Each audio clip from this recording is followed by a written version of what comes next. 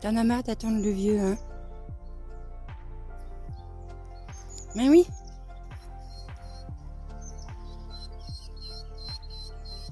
Hé, papy, tu viens?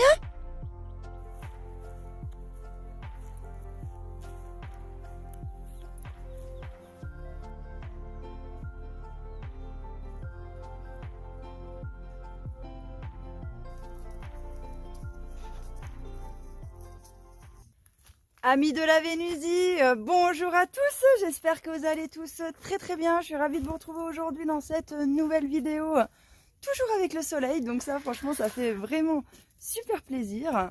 On a vraiment un mois de janvier exceptionnel et ce début février s'annonce aussi exceptionnel, donc autant en profiter, hein, les amis. Je dois vous avouer que voilà, ça fait quand même bien plaisir. Alors je voulais commencer cette vidéo les amis par vous partager quelques liens de certains paysans qui auraient bien besoin de votre soutien. Je vais commencer par vous présenter donc le lien de Vincent, hein, qui est éleveur dans l'Oise et qui, le pauvre si vous voulez, il est éleveur de vaches laitières et il se trouve qu'il a eu la malchance de voir des bobos acheter une maison en fait pas très loin de son exploitation. Et il se trouve que ces bobos-là ont porté plainte contre lui parce que ces vaches, ça pue et ça fait du bruit. Et vous le croirez ou non, mais le tribunal a donné raison aux bobos. Du coup, le paysan se retrouve à devoir payer des indemnités à ces bobos qui sont de 100 000 euros, plus de devoir payer 100 000 euros de frais de justice, quoi. La totale, le pauvre. Non mais quand on vous dit hein, qu'on est en train de vouloir tuer l'agriculture française, c'est vrai, quoi. Donc je vous partage son lien en masse. Alors c'est la Fédération départementale des SEA de l'Oise qui organise cette cagnotte. Donc c'est pas lui directement qui organise la cagnotte pour payer tous ses frais. Mais voilà, n'hésitez pas à faire partager ce lien en masse de façon, plus on sera nombreux à être au courant de ça, plus il y aura potentiellement des gens qui sont en capacité de donner quelques euros. Je sais que c'est pas le cas de tout le monde, mais voilà. Coucou mon amour!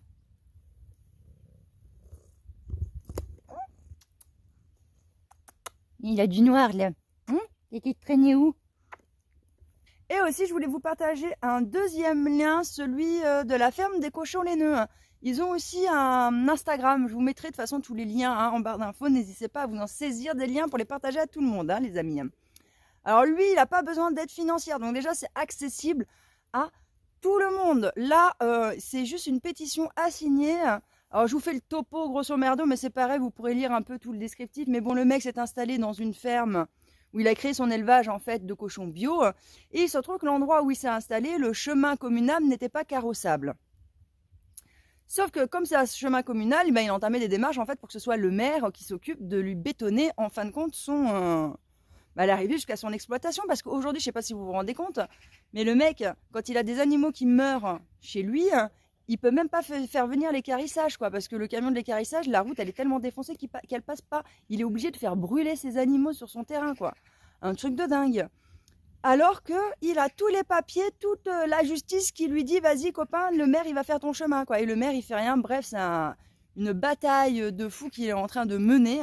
Et donc, je vous invite, les amis, à vous saisir du lien de sa pétition et à signer la pétition. C'est vraiment pour faire pression un peu sur son maire, pour faire valoir un petit peu ses droits.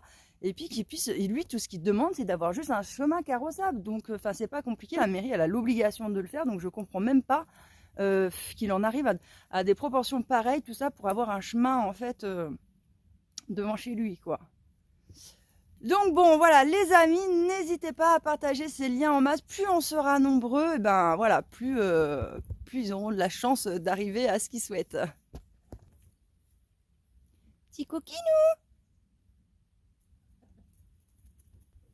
T'es grimpé sur ta mère? Allez!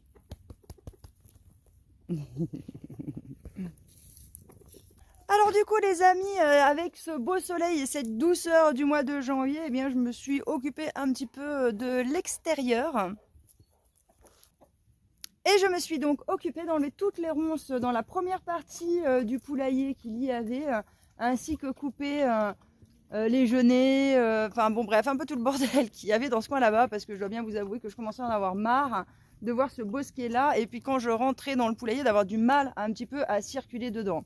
Alors l'avantage quand même d'avoir ce genre de bosquet, eh ben, c'est que ça me protège des attaques de rapaces, mais bon là j'avais vraiment envie de faire un coup de propre, donc écoutez, c'est comme ça. J'ai aussi taillé les sapins, puisque les sapins, bah, à force, les branches, elles poussent. Hein, et donc, avec le poids de la neige, bah, ça les fait retomber. Et donc là où avant, je pouvais rentrer dans le poulailler assez facilement, et ben là, j'étais obligée de me baisser et tout. Bref, c'était un peu l'horreur. Ça va, petit Niwok d'amour? Hein? Ça va, chérie d'amour?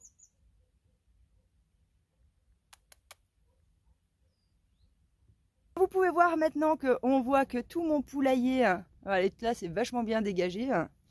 Et aussi, on voit que on voit le poulailler quoi. Maintenant, avant, si vous vous souvenez, les branches arrivaient presque jusqu'en bas. Donc je suis vraiment contente d'avoir pu débiter tout ça. Là-bas derrière, il y avait déjeuner. Bref, vraiment, tout leur premier enclos, j'ai tout enlevé. Bon là, je leur ai laissé leur bosquet classique. Bon là, avec le soleil, je sais pas si on verra bien.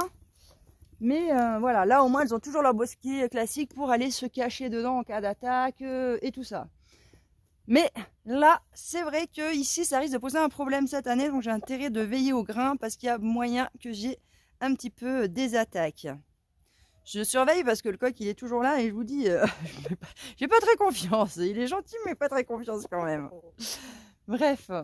Et en fin de compte, dans cette zone-là, j'aimerais pouvoir planter des fruitiers à l'intérieur. Parce que déjà, je me suis rendu compte qu'ici, j'avais des merisiers qui poussaient et qui subissaient pas trop la sécheresse comme mes autres arbres et tout là-bas. Bon, bien que ce soit des arbres endémiques, donc bon, c'est quand même différent. Hein.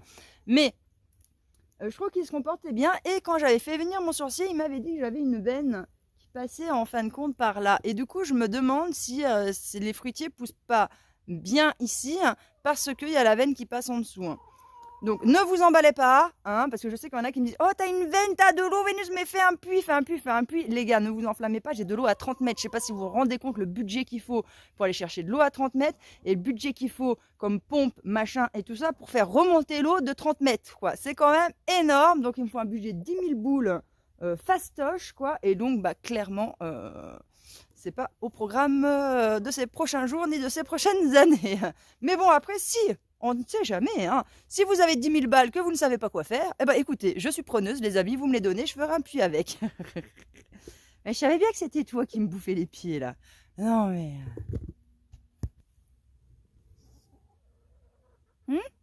Oui, tu le fais plus, là. Dès qu'on te filme. Pas de preuves comme ça. Allez-moi-le. Ah oui, quand on te filme, tu t'approches pas, hein. Donne pas de coup de bec, bâtard. Ouais. Et donc, oui, concernant les fruitiers, je voudrais en mettre là. Et en fin de compte, si vous voulez, j'ai des fruitiers qui poussent pas très bien au niveau de mes arbres. Parce que vous voyez, cet arbre fruitier là, il est quasiment pareil que quand je l'ai planté, quoi. Il reste en bâton, il n'a pas fait de branches, ni de machin, ni rien. J'en ai quelques-uns comme ça qui font rien du tout. Hein. Et je pense sincèrement que c'est parce qu'ils se plaisent pas là, quoi. Les autres, ils arrivent encore à faire des branches, quoi. Hein. Vous voyez, les autres, ils ont quand même des branches, il y a quand même des trucs. Et j'en ai quelques-uns. Et ça fait rien, les amis. Et il se trouve que quand j'ai acheté mon terrain, il y a un arbre fruitier que je vais vous insérer là, qui est un peu plus loin sur mon terrain. Lui, il a ramassé de fou, les amis. Je vous jure, il s'est fait bouffer par plein de bestioles. Il a été étouffé par les genêts, pas mal de trucs. Bon, je me suis dit, une fois que j'aurai coupé tous les genêts, et puis que maintenant il n'y a plus une bestiole qui va le toucher, il va pouvoir pousser tranquille, et puis voilà, il va refaire sa life, quoi. Moi, je pensais qu'il allait grandir, faire des feuilles, faire quelque chose. Eh ben non, les amis, il n'a jamais rien fait. Hein. Il me fait juste un petit 3 feuilles, même pas un fruit, même pas, je crois que c'est un poirier. Et il fait walou, quoi. Donc, je me dis, est-ce que ça sert à quelque chose que je m'entête à garder des fruitiers là, qui ne donneront, si ça se trouve, rien, comme l'autre qu'il y a là-bas, déjà sur mon terrain. Et du coup, je me dis que je devrais peut-être prendre le risque de les déplanter, en fait, foutu pour foutu. Je me dis, si ils restent là, ils vont rien donner, de toute façon. Donc, autant que je tente de les déplanter, et que je les plante là-bas où il y a les poules, quoi. Et je me dis que peut-être que j'arriverai à les sauver comme ça et qu'ils donneront un peu plus quelque chose. Après, il y a quand même le risque que quand je les replante là-bas, déjà que quand je les déplante, hein, moi je suis pas la spécialiste du truc, hein, donc il y a peut-être possibilité que il y en ait qui supportent pas et donc voilà, hein, qui meurent. Donc je peux encore avoir des pertes, mais je pense que quand même c'est une perte qui serait raisonnable de prendre. Donc je sais pas ce que vous en pensez, vous me direz, vous les amis, dans les commentaires, qu'est-ce que vous feriez à ma place, parce que voilà, je suis un peu le cul assis entre deux chaises par rapport à ça. Je sais pas trop ce que je vais faire. Mais bon, dans tous les cas, vu la saison qu'on est dans l'année, je vous cache pas que je vais pas m'en occuper aujourd'hui, hein. Ça c'est clair, pas cette année. Je m'en occuperai à l'automne prochain, quoi. Pour qu'ils puissent passer l'hiver et tout ça, parce que cette année, avec l'hiver qu'on a, qui est un peu plus doux et tout ça, j'ai peur, si vous voulez, que l'année prochaine, là, on est un été, enfin cette année, on est un été plutôt un été plutôt sec, quoi. Donc je voudrais pas me retrouver à avoir des arbres fruitiers à arroser à droite à gauche dans tous les coins si j'ai pas assez d'eau, quoi. Donc j'en ai déjà que j'ai planté l'année dernière et tout ça à entretenir, quoi, entre les châtaigniers et tout ça et tout ça. Donc j'ai pas envie d'en avoir de trop cette année pour pas les perdre de soif, quoi, hein. Alors bien évidemment, comme j'étais à l'extérieur en train d'entretenir un peu le terrain et tout ça, ça veut dire que je fais du feu et que je brûle aussi tout ça, hein. Donc voilà, je suis à fond dans les feux en ce moment, j'en fais au moins deux ou trois par semaine, histoire de nettoyer un petit peu tout le petit bordel que je coupe au fur et à mesure. Et aussi, j'ai oublié de vous dire, tant qu'on était dans les fruitiers, là j'ai Raphaël qui est passé, vous savez, le Vénusien là, qui m'apporte des ouvrants de fenêtres. D'ailleurs il est passé là, je vais vous montrer, mais il avait un client à lui qui était dans mon secteur là, chez qui il déposait une baie vitrée, enfin une porte-fenêtre vitrée. Oh, vous allez voir. Voilà, donc c'est une porte vitrée, ouais, PVC, qui me l'a apporté. Il m'a demandé si ça m'intéressait. Bah oui copain, carrément que ça m'intéresse, quoi, hein. Donc voilà, ça c'était cool. Et puis on a profité qu'il soit là, comme il avait démonté aussi des vieux volets chez son client et que moi j'étais en train de faire du feu, je lui dis vas-y copain, viens. On y brûle dans mon feu, comme ça évite que toi tu descendes avec chez toi et que lui il est brûle chez lui, tu vois. Donc autant faire une pierre deux coups. Et aussi par la même occasion, comme j'étais sur les fruitiers, on a parlé fruitiers un petit peu ensemble et lui il se trouve qu'il s'y connaît en arbres fruitiers, hein. Et moi pas du tout, enfin notamment au niveau de la taille, quoi. Et du coup ça a été super sympa de sa part, on a taillé tous les fruitiers du terrain, donc ça a été super cool. Enfin on a taillé, c'est lui il a taillé, moi je suivais le mouvement les amis, comme je vous ai dit j'y connais rien. Donc lui il était là, oh il faut faire ça, moi j'étais là, ok je te suis, quoi.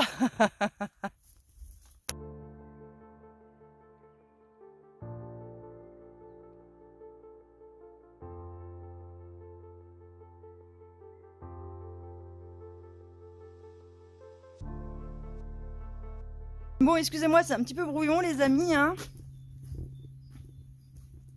Et du coup, si vous voulez, la porte PVC qui m'a ramené, j'aimerais changer la porte d'entrée de ma cuisine parce que j'avais pas de cadre, si vous voulez, pour ma porte. Donc j'ai fixé sur le truc en bois, fait un petit trou là pour que quand même la clenche elle puisse fermer, mais c'est tout, quoi.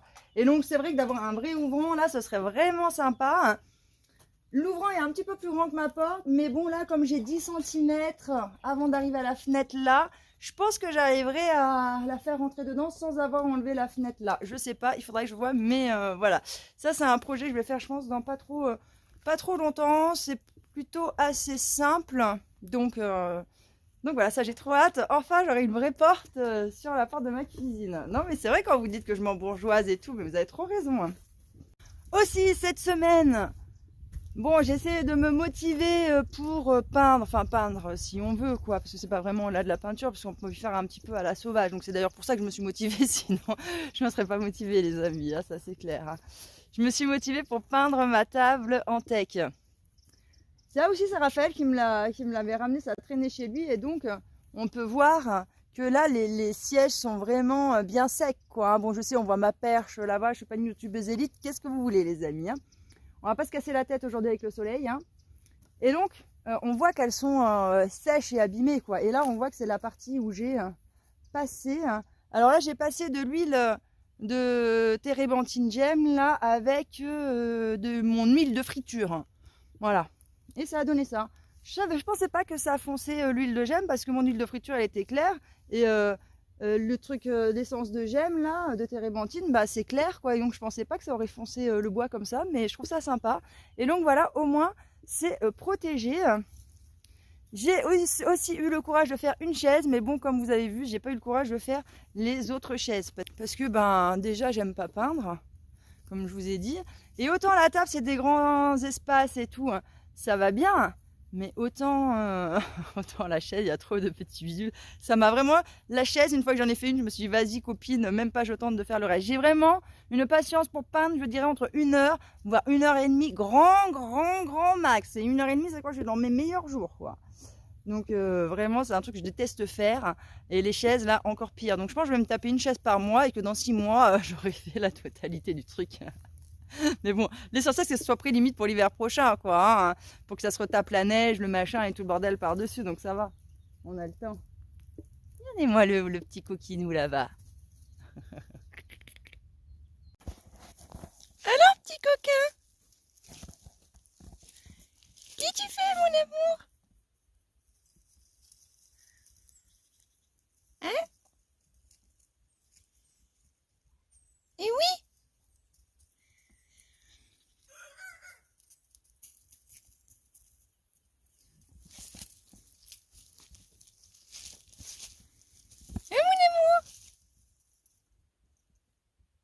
Et donc, bah voilà, là je suis en train de continuer un petit peu à droite à gauche, les amis, de tailler les sapins. D'ailleurs, vous voyez que là, c'est toutes les branches que j'ai coupées, que je débite.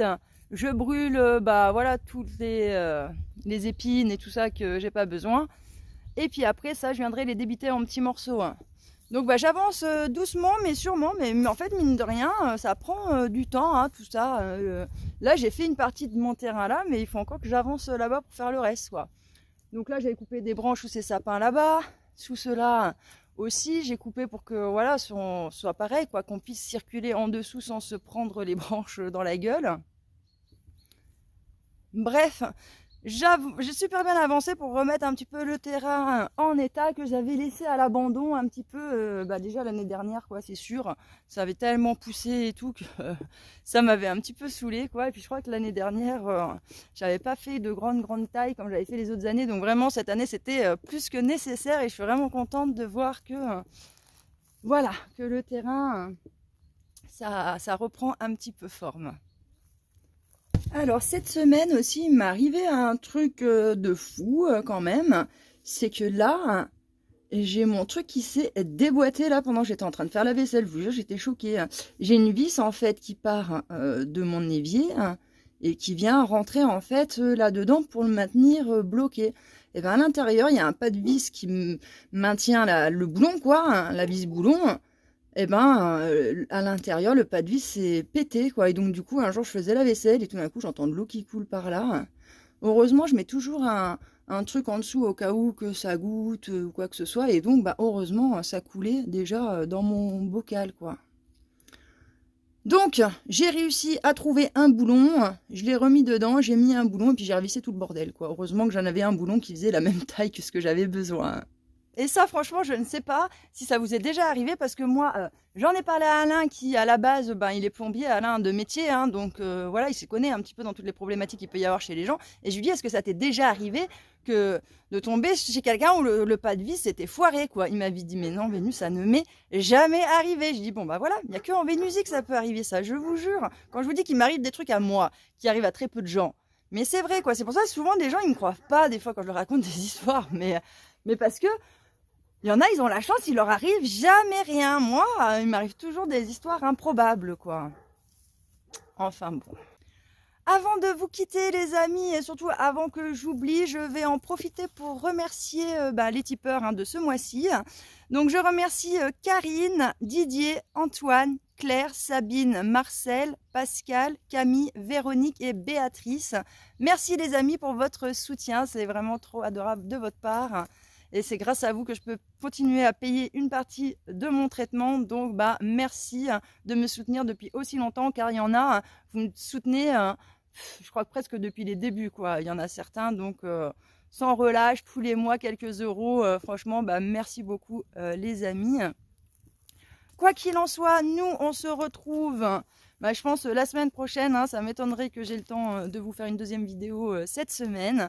Je vous embrasse très très fort les amis, je vous souhaite à tous de passer une agréable semaine, profitez bien parce que je sais pas chez vous, mais moi ça va être la dernière semaine un petit peu où il va faire doux comme ça, après on va retomber dans, voilà, où il va faire 5 degrés la journée, ça va geler la nuit et tout ça, donc profitez bien de cette dernière semaine de douceur, on ne sait pas de quoi sera fait les prochains mois de février. Je vous embrasse très très fort les amis, je vous dis à bientôt dans une prochaine vidéo. Ciao.